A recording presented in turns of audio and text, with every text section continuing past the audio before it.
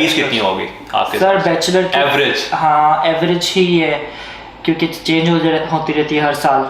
I think 28,000 per annum से लेके 32 33 अच्छी से 35 तक भी जाती है। मतलब $14,000 पर सेमेस्टर और साल का 28 से लेके 32-33 और हज़ार। मेरे ख्याल से टॉरेंस सबसे, आपके हिसाब से टॉरेंस यूनिवर्सिटी नई यूनिवर्सिटी है और सबसे उनका कंपटीशन जो है वो कम्पीट कर रही है सबको, तो उनकी फीस कम है। सही है। और आई गेस लाइक सही है उनकी पढ़ाई। अब ये नहीं कहते कि भाई यूनिवर्सिटी का हर एक यूनिवर्सिटी स्टैंडर्ड लेवल पे पढ़ाती है, और ना बहुत बुरी है ना बहुत अच्छी है, इट्स लाइक गुड यूनिवर्सिटी।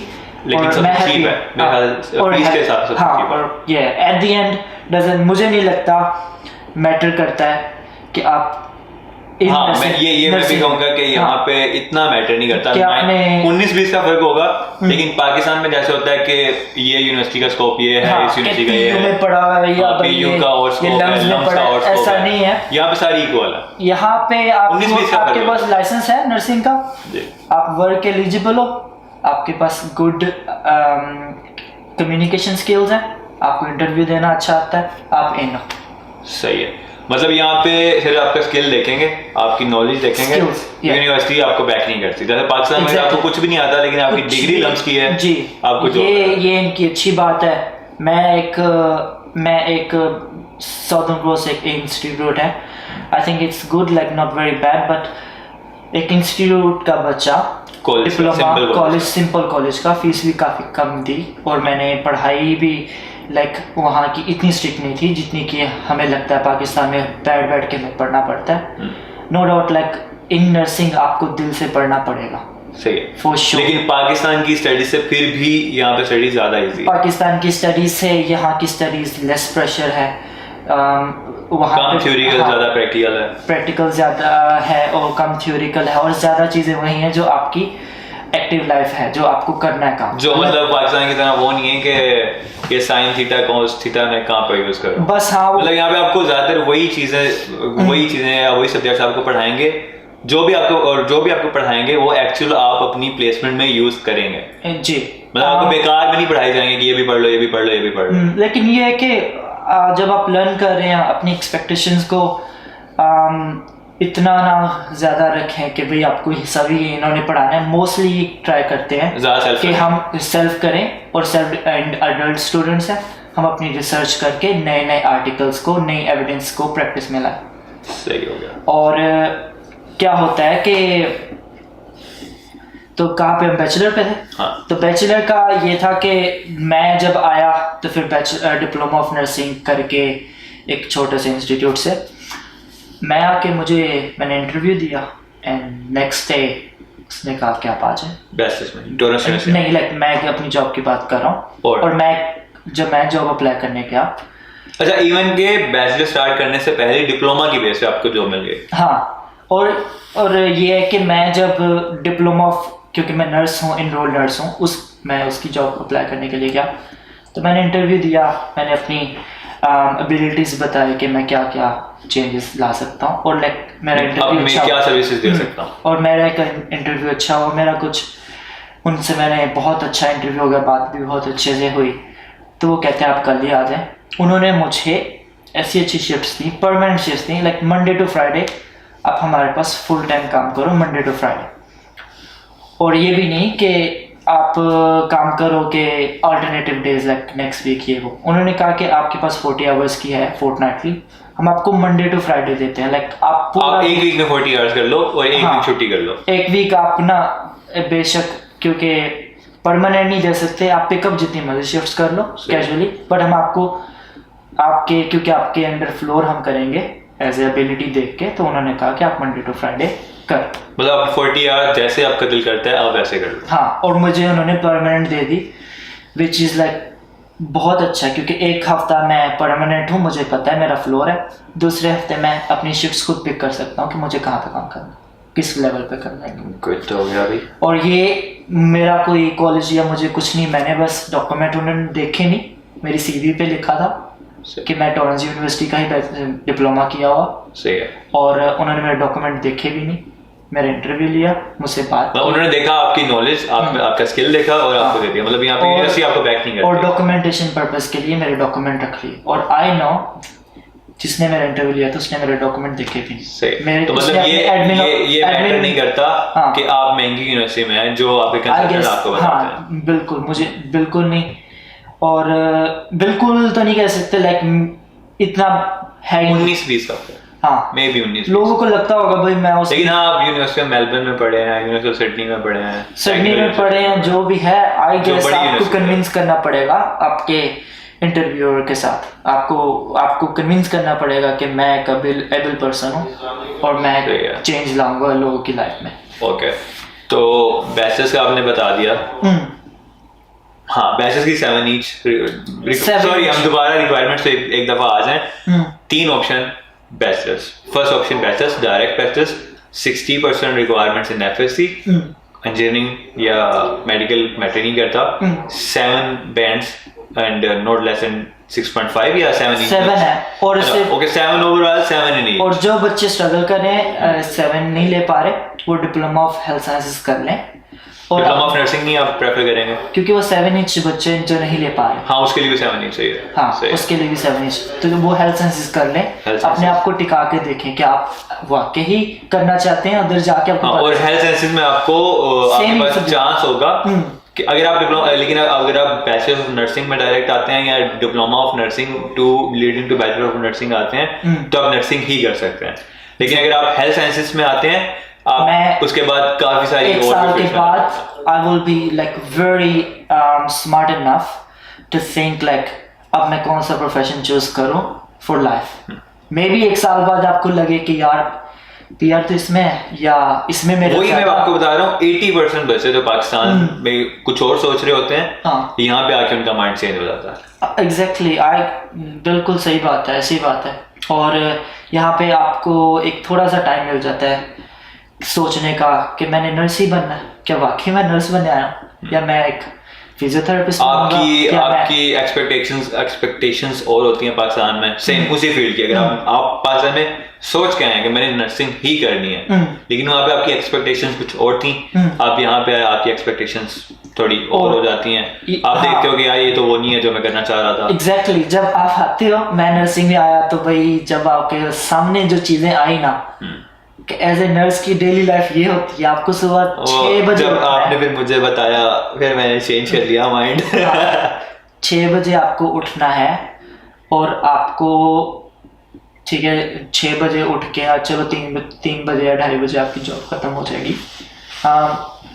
तो ये होता है कि अगर आप इतनी जल्दी अर्ली बर्ड हैं, आपको उठना है, मेहनत करनी है, अच्छी बात है। और कुछ ये होता है कि आप नर्सेज और पेशेंट का कोई किसी किस्म का पर्दा नहीं होता, उनके माउथ से लेके, ठीक है, और वो जहाँ से खाते हैं जहाँ से निकालते हैं कोई पर्दा नहीं है, आप ही उसी चीज़ के इंचार्ज हैं कि क्या आखिर बंदा सही से खा रहा है और आखिर बंदा सही से टॉयलेट भी जा पा रहा है कि नहीं। अगर वो नहीं जा पा रहा तो वो भी आपकी जिम्मेदारी है, वो भी आपकी जिम्मेदारी है।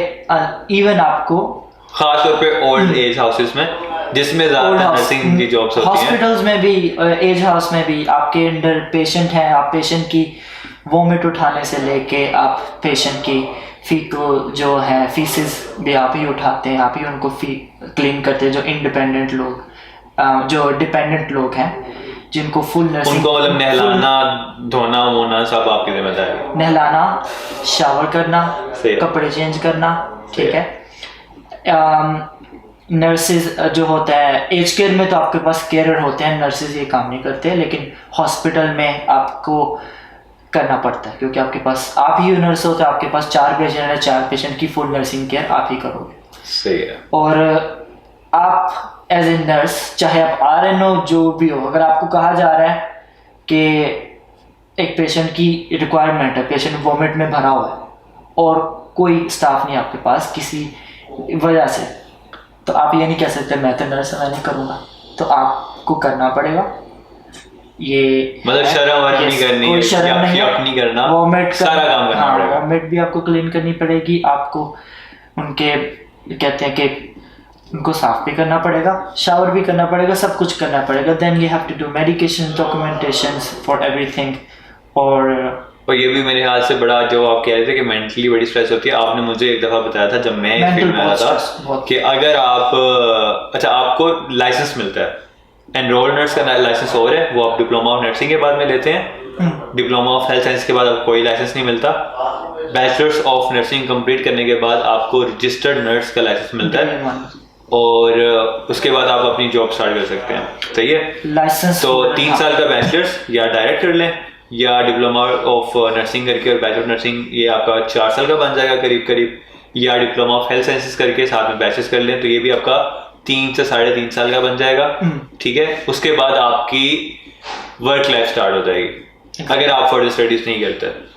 तो उसके लिए पहले आपको कोई भी जॉब करने से पहले आपको लाइसेंस लेना होता है। लाइसेंस एग्जैक्टली, लाइसेंस के बगैर नर्स या कोई भी हेल्थ प्रैक्टिशनर काम नहीं कर सकता। आप पहले आइल्स करते हैं, आप पहले आइल्स करते हैं, 7 ईच लेते हैं एडमिशन लेने के लिए। इवन कि आप जब हेल्थ साइंसेस में मेरे ख्याल से आते हैं, डिप्लोमा ऑफ हेल्थ साइंसेस में 6.5 पर एडमिशन लेके, लेकिन फिर भी जब आप डिप्लोमा कंप्लीट करके बैचलर्स ऑफ नर्सिंग में शिफ्ट करते हैं उसके 3rd सेमेस्टर में, तो तब आपको तब तक 7 ईच लेना पड़ता है। मतलब 7 ईच इन द एंड आपको लेना पड़ेगा, 7 ईच आपको लेना पड़ेगा। हाँ। इसमें और उसके बाद आपरा की ही है, लेकिन ये कि हेल्थ साइंस में जाके आपको थोड़ा टाइम मिल जाता है, 1 साल मिल जाता है, आप आज दोबारा कर सेट होने के बार ट्राई करें। मैंने बहुत एम्बिशन, बहुत ही ज़्यादा, कहते हैं ना गिर के बार उठ के, जैसे ट्राई अगेन एंड अगेन वाली स्ट्रेटजी। 7 दफा तो मैंने देखा था वो आपको आइल्स की डेट दोबारा एक्सटेंड करते हैं। हाँ, मतलब कि उसको मैंने प्रिपेयर करके मैंने उसको एट द एंड मैंने 7 ईच भी लिया, मैंने रजिस्ट्रेशन भी ली। एडमिशन लेने के बाद आई थिंक लाइसेंस के लिए दोबारा आपको फिर 7 ईच लेना पड़ता है। एग्जैक्टली, मतलब 2 दफा आपको 7 ईच लेना पड़ेगा। हाँ, एक बार आपके पास आपने रजिस्ट्रेशन लाइसेंस ले लिया, फिर दोबारा नहीं आपसे मांगेंगे क्योंकि आप ऑलरेडी लाइसेंस हो। मतलब एक दफा आपको एडमिशन लेने के लिए 7 ईच चाहिए, लेकिन क्योंकि आपकी डिग्री 3 साल की या 2 साल की, कम से कम बैचलर्स अगर आप पहले कोई डिप्लोमा करके बैचलर्स में आते हैं फिर भी 2 साल का है, और आइल्स का सर्टिफिकेट 2 साल ही चलता है। तो उसके बाद आप दोबारा लाइसेंस के लिए अप्लाई करते हैं तो आपको दोबारा अपना रिन्यू करना पड़ता है। उसके बाद आपकी वर्क लाइफ स्टार्ट होती है। जी, तो वर्क लाइफ की क्या एक्सपेक्टेशंस हैं, क्या मतलब कि आपने बैचलर्स ऑफ नर्सिंग कर ली है, आपने फीसेस दे दी हैं, मेरे ख्याल से प्रॉपर खर्चा आपका, आप ये प्रॉपर खर्चा कह लें कि आपका तकरीबन 80 to 95,000 डॉलर आएगा मेरे ख्याल से बैचलर्स ऑफ नर्सिंग में। इसके आसपास ज्यादा 100 भी जा सकता है, 80-85 मिनिमम है मेरे ख्याल से, 80-85 मिनिमम है। 85-80 मिनिमम। नो मैटर आप डिप्लोमा करें, आप डायरेक्ट बैचेस में आएंगे, टाइम कम होगा, मतलब 3 साल में हो जाएगा, लेकिन फीस ज्यादा है। अगर आप डिप्लोमा करके आते हैं फीस थोड़ी सी बच जाती है, लेकिन टाइम ज्यादा लग जाता है, और जब टाइम ज्यादा लगता है तो मतलब कि आप फीस मेरे ख्याल से उतनी देते हो, लेकिन उसकी इंस्टॉलमेंट्स बढ़ जाती हैं बस जी। जो आपने 1 साल में देनी है वो आप 1.5 साल में देते हो, लेकिन फीस आप उतनी ही देते हो। और एक और मैं आपको बता दूं विदाउट शाय हुए कि नर्सिंग में आप ये नहीं कह सकते कि आपने एडमिशन ले लिया और ये हलवा है और ये बस जाती जाएगी स्मूथ। लाइक शाय होने वाली बात नहीं है, बच्चे इसमें होते हैं, फेल भी होते हैं, यूनिट कुछ फेल भी करते हैं जिसमें आपके पैसे और ज़ाया होते हैं, 2, 3, 4 यूनिट। मतलब इसमें ऑल ओवर सेमेस्टर नहीं है, आपके यूनिट्स हैं, आपने मेरे ख्याल से साल में एटलीस्ट 8 यूनिट्स करने होते हैं। कुछ यूनिवर्सिटी 3 ट्राइमेस्टर्स देती हैं, 3 2 कर लें, 2 3 कर लें, मतलब या 4 दोनों में करके 3 महीने की छुट्टी कर लें। आपका अपने आपका ट्राइमेस्टर सिस्टम है तो 3 2 होगा, और अगर है आपका सेमेस्टर सिस्टम तो 4 होगा। और आपने मतलब यूनिट्स क्लियर करने हैं। अब 1-2 अगर आपके फेल हो गए, 1-2 आपके फेल हो रहे हैं, वो आप अगले साल या अगले सेमेस्टर में वो रिपीट करेंगे।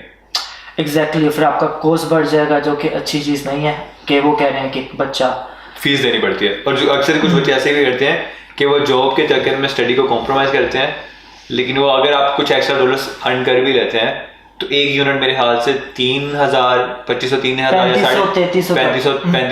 3500 डॉलर 3,500 डॉलर्स के आसपास है। तो अगर आप कुछ अब आप वर्क करके कुछ अर्न कर भी रहे हैं और अगर से आपकी स्टडी कॉम्प्रोमाइज हो जाती है, एक भी यूनिट आपका फेल होता है तो 3,500 का फटका है।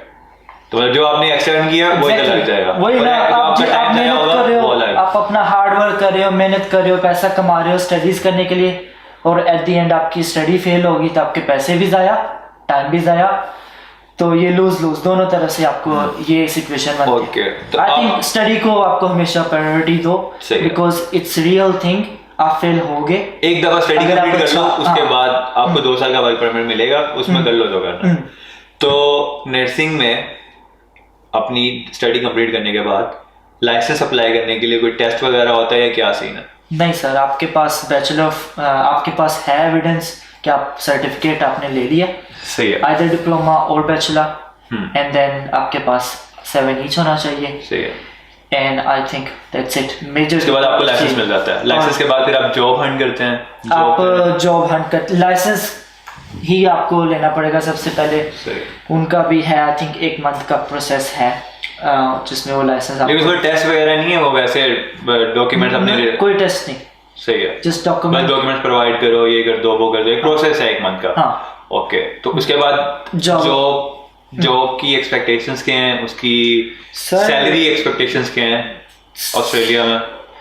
नर्स की जॉब आई थिंक अभी कोविड की वजह से तो बहुत ज़्यादा है जॉब्स हैं, और वैक्सीनेटर, मुझे वैक्सीन की भी शिफ्ट्स मिली, तो मैं वैक्सीनेशन भी करता रहा लोगों को, बट अंडर ओवरऑल अभी तो कोविड चल रहा है, लेकिन ओवरऑल इसका overall I think if you are able, it's all up to you, आप कितने फिट हो किसी रोल के लिए, अपीयरेंस, आप किस फील्ड में जा सकते हैं? मेरे ख्याल से नर्सिंग की भी टाइप्स हैं, नर्सिंग की टाइप्स हैं, अगर आप मास्टर की तरह स्पेशलिटी की जा रहे हैं। नहीं, अगर आप सिर्फ बैचलर्स का बताएं।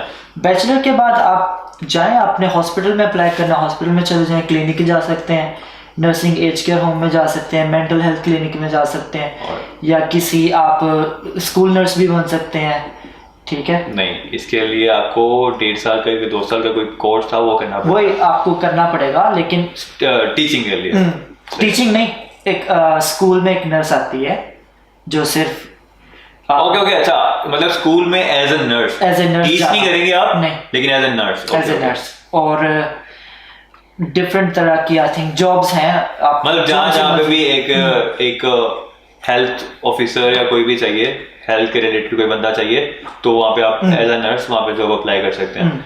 तो जो सैलरी एक्सपेक्टेशंस हैं वो एवरेज कितनी मिलती है?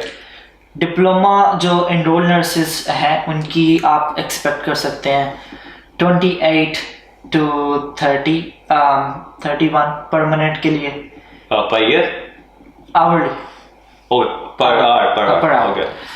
तो और क्या है, लेकिन कैजुअल बात ये है कि डिप्लोमा ऑफ इंटरनेशनल स्टूडेंट्स जो हैं वो डिप्लोमा के बाद पार्ट टाइम ही जॉब कर सकते हैं as an enrol nurse, bachelors से पहले, क्योंकि डिप्लोमा के बाद आपको वर्क परमिट नहीं मिलता, टीआर नहीं, वो तो आपके वीजा के है ना। हाँ, चाहे आप मतलब जॉब आपको मिल जाएगी, आप ऑफ टाइम में फुल टाइम कर सकते हैं, जो भी आपको है, आपके वर्क लिमिट इसके साथ ही आपको काम मिलेगा, लेकिन जितना मिलेगा आपको रेट उतना ही मिलना जो सब नर्सेज 28 to 35 क्या? हाँ, और नर्सेज की ईयर 1 की जो जिसका 1 साल का एक्सपीरियंस होता है उसकी और सैलरी होती है, ईयर जिसकी 2 साल, मतलब जितना आप एक्सपीरियंस होता जाएगा वैसे सैलरी आपकी बढ़ती जाएगी, सही है। तो आई थिंक स्टार्टिंग नर्स का है 28 से लेके, डिपेंड्स ऑन विच फैसिलिटी, 31 तक परमानेंट का, और 35 है casual to 37 I think casual, depends on which field, या फील्ड कौन सा आप हॉस्पिटल में है या एज केयर में, या एजेंसीज भी होती हैं जो आपको अच्छा और कम पे करती हैं। ओके, और आरएन की क्या है?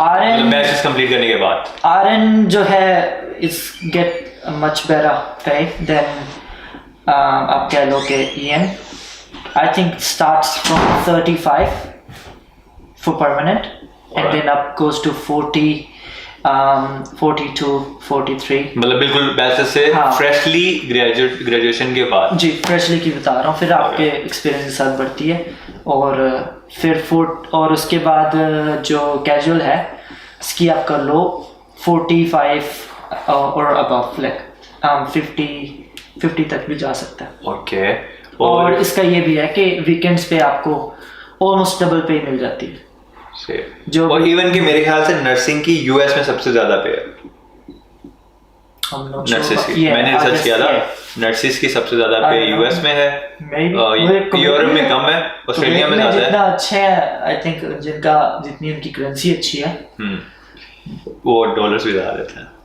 यूएस में सबसे ज्यादा है, ऑस्ट्रेलिया में मेरे ख्याल से उससे कम है, कनाडा में उससे कम है, और यूरोप में काफी कम है। यूएस को भी नर्सेस चाहिए, यूके के भी, हर आई थिंक हर कंट्री में नर्सेस की नर्सिंग की तो all over the world demand है। ओके, और इसका पीआर में क्या सीन है ऑस्ट्रेलिया में? सर अल्हम्दुलिल्लाह मैं तो यही कहूँगा कि अभी तो नर्सिंग ही छाई हुई है, नहीं बस ये है कि नर्सिंग की तरफ नहीं जाते कि इसको किसी किस्म का निकालना है, क्योंकि जॉब्स 7,000 हर साल उनके पास जॉब्स, मतलब नर्सेस एक अभी भी एक काफी लंबे टाइम के लिए एक सिक्योर ऑप्शन है फॉर पीआर। जैसे जैसे कंपटीशन बढ़ता जाएगा होगा प्रॉब्लम, लेकिन इतना नहीं है क्योंकि अभी भी काफी सेफ है, काफी हद तक। अभी कितने पॉइंट्स पे पीआर दे रहे हैं नर्सिंग?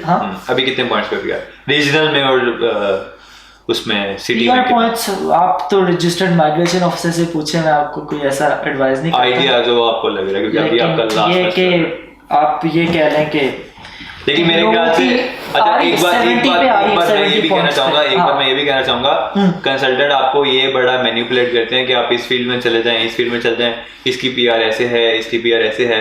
यार आप जब पाकिस्तान से आप जब आते हो तो आपने आगे कम से कम 3 साल स्टडी करनी है, उसके बाद 2 साल का वर्क परमिट है, तो कम से कम 5 साल तक आप पीआर के पास भी नहीं होता, ठीक है। और हर साल यहाँ पे रूल्स चेंज होते हैं, हर साल रिक्वायरमेंट्स चेंज होती है, क्योंकि मुझे याद है जब मैंने फर्स्ट टाइम आईटी में अप्लाई किया था तब 65 पे आईटी में पीआर थी रिक्वायरमेंट्स, और मैं उस साल मैंने एक ईयर का गैप लिया, मैंने एक डिप्लोमा किया पाकिस्तान में ही बिजनेस का, और उसके बाद मैं जब दोबारा यहाँ पे आया तब आईटी में 85 या 90 पे पीआर थी। एक साल में ये चेंज आ गया था।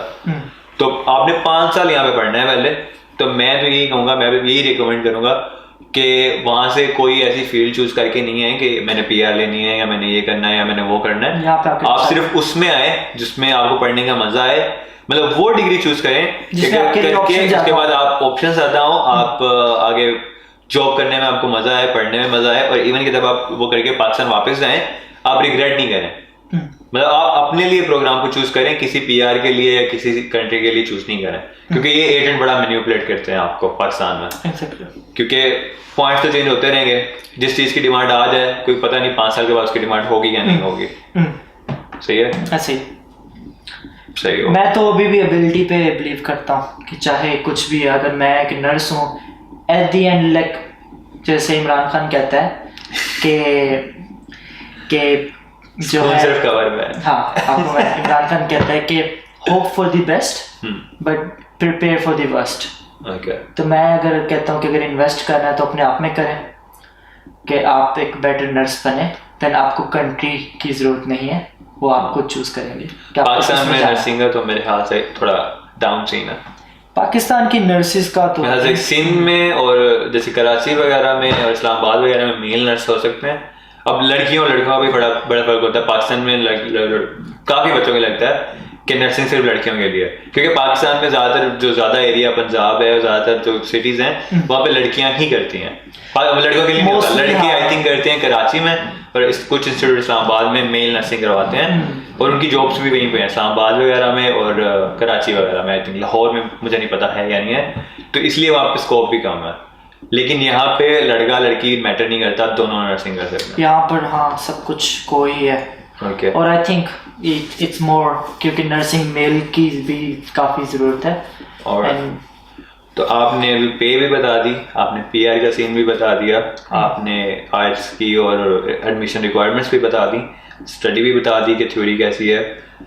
मतलब पाकिस्तान की निस्बत स्टडी यहाँ पे आसान है, ज़्यादा प्रैक्टिकल है, प्लेसमेंट्स होती हैं आपकी मेरे ख्याल से ज़्यादा, और थ्योरी कम है, लेकिन जो है वो है जो आपके काम आएगी। ऐसा नहीं कि पढ़ के छोड़ दिया। Exactly. वो आप रोजमर्रा में मतलब अपनी आसान उसको कहते हैं कि जो आपको समझ आ जाए, लेकिन मतलब जो आप जितने भी मुश्किल हो पढ़ने में, लेकिन अगर आप उसको प्रेशर नहीं है, यूज कर रहे हैं। मुझे लगता है कि जो स्टडी में होता है कि भाई बैठ जा, अब तूने ये यहाँ से लेके इतना तो याद कर ले, और तेरा बोर्ड में इतने आने चाहिए और इतना एक मेरिट है, ये वो प्रेशर नहीं है।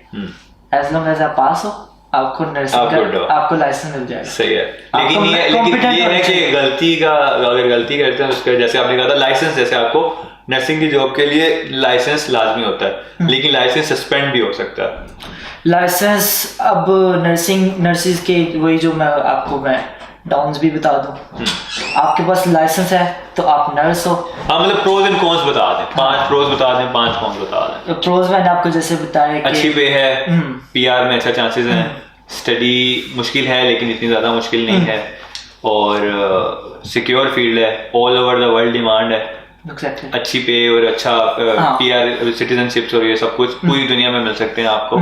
लेकिन कॉन्स बताएंगे। कॉन्स में मैंने आपको जैसे बोला कि फीस मेंटली बहुत प्रेशराइज्ड काम होता है, फिजिकली बहुत प्रेशराइज्ड ज़्यादा होता है, फिजिकली होता है लेकिन मेंटली ज़्यादा होता है।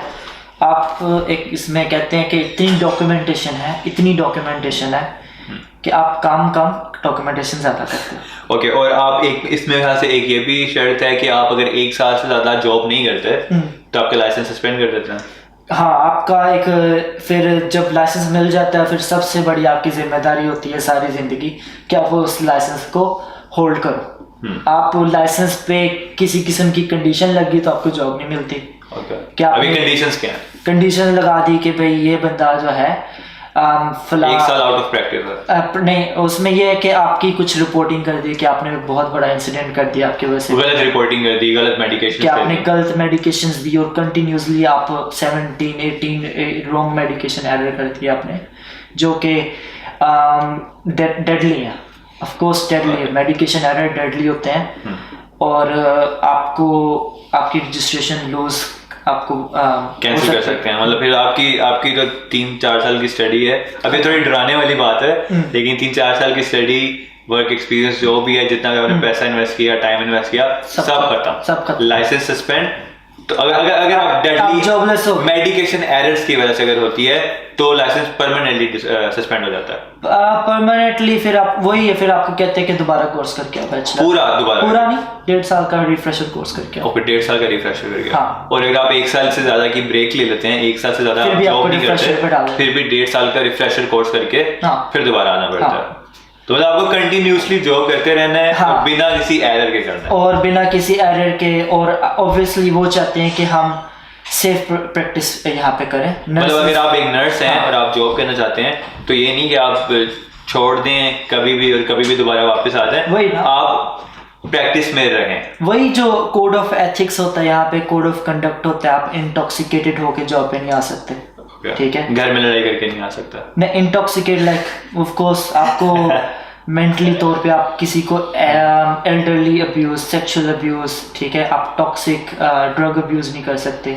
आप जो कंट्रोल ड्रग्स होती हैं, जो कि पुलिस को रिपोर्टिंग जाती है, जो ड्रग्स हम सिक्योर लॉकर में रखते हैं, उन ड्रग्स का अगर हम देखें तो उन ड्रग्स को जो पुलिस में रिपोर्टिंग की जाती है, अगर उन ड्रग्स का चोरी होना आप पे उसका कोई एलिगेशन है तो आपको क्या लगता है, आपको कंडीशन ही लगाएंगे? आपका एक कैरेक्टर बन जाता है, आपका एक बैकग्राउंड हिस्ट्री बन जाती है। इवन दो आप रिफ्रेशर करके आए हो, they still have record on आपके लाइसेंस पे कि आप एक रिफ्रेशर हो और आपकी पास्ट में क्या बैकग्राउंड रहा। ओके, तो अभी हमारा लास्ट क्वेश्चन आपसे ये है कि आपने स्टडी बता दिया, रिक्वायरमेंट्स बता दी, उसकी आउटकम्स बता दी, उसकी जॉब का बता दिया। अगर कोई स्टूडेंट बैचलर ऑफ नर्सिंग के बाद फर्दर स्टडी करना चाहते हैं तो उसके क्या ऑप्शन हैं? बैचलर नर्सिंग के बाद मास्टर्स में जाएं, फिर आप एमबीबीएस में जा सकते हैं।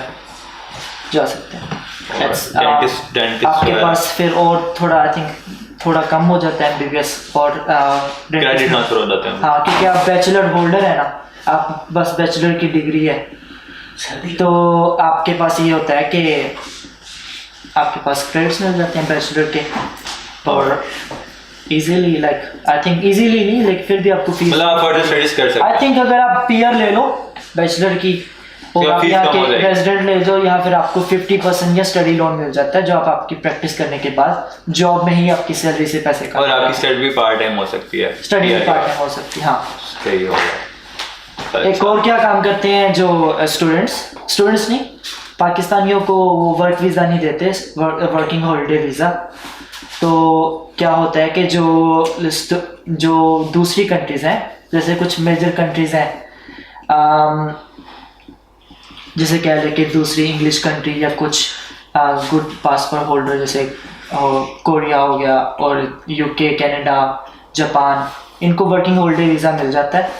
वो 1-2 साल का 1-1.5 साल का वर्किंग हॉलिडे वीज़ा करते हैं, पूरे साल की फ़ीस इकट्ठी करते हैं, 40-50,000, 60,000, 70,000 उनके अकाउंट में सेव करते हैं, फिर अगला पूरा साल स्टडी करते हैं, बट जॉब पे जाते नहीं, सिर्फ स्टडी पे फोकस करते हैं, उनके पास फीस जमा होती है। लेकिन ये पाकिस्तान इंडिया को ये ऑप्शन नहीं है, आपको नहीं है, लेकिन अभी क्योंकि हम उस लेवल के नहीं है हमारा वीज़ा, तो कंट्री उस लेवल पे नहीं है, तो फिर अब इनको तो मेरे ख्याल से कुछ लोगों को आइएलटीएस की भी जरूरत नहीं पड़ती, बैंक स्टेटमेंट्स की भी जरूरत नहीं पड़ती, लेकिन हमें पड़ती है।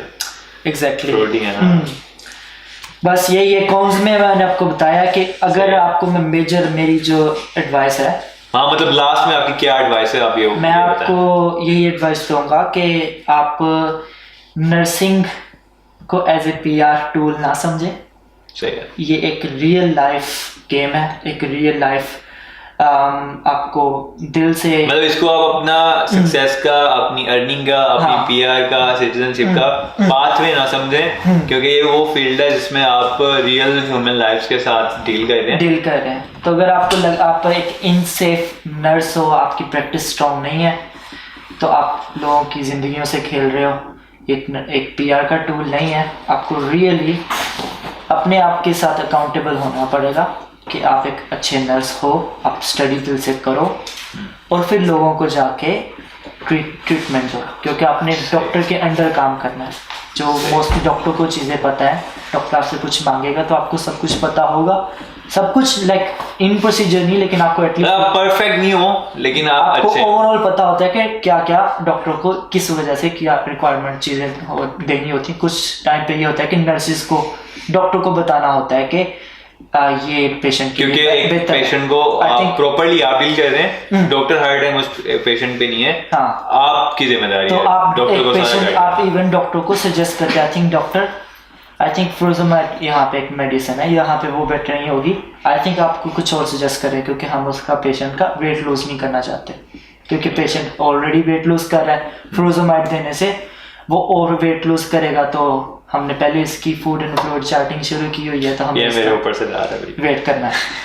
तो इसमें ये होता है कि आप डेफिनेटली दिल से करो, अगर PR वगैरह का करना है अच्छी बात है, सोचो, लेकिन नर्सिंग एक इज अ प्रोफेशन जो वलियों का, आई थिंक नबियों का प्रोफेशन है, लोगों को हील करना, लोगों को हेल्थ केयर प्रोवाइड करना।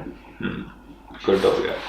एक क्वेश्चन और है, वो अक्सर मेरे से लोग पूछते हैं, बैचलर्स में आना चाहिए या मास्टर्स में आना चाहिए, क्या सजेस्ट करते हैं? सर आई थिंक बैचलर, मेरी पर्सनल चॉइस है, अप टू यू, अब आपकी सर्कमस्टांसिस क्या है, बट बैचलर्स के लोगों को आई थिंक बहुत ज़्यादा, एक तो ज़्यादा यहाँ पे एक अच्छा सेटल होने का टाइम मिलता है कंट्री, मतलब अभी उस टाइम आपकी मेंटालिटी ग्रो हो रही होती है, ज़्यादा बेहतर है कि आप यहाँ पे एक्सपोजर ज़्यादा दें। एग्जैक्टली। और जब आप बैचलर करके मास्टर्स में जा रहे होते हो, तो आपको ऑलरेडी पता होता है कि आप जब फील्ड में आके काम करते हो, तो आपका ईजिली आप एक दूसरे के साथ कम्युनिकेट और कम्युनिटी को अंडरस्टैंड कर चुके होते हैं। और सही हो गया।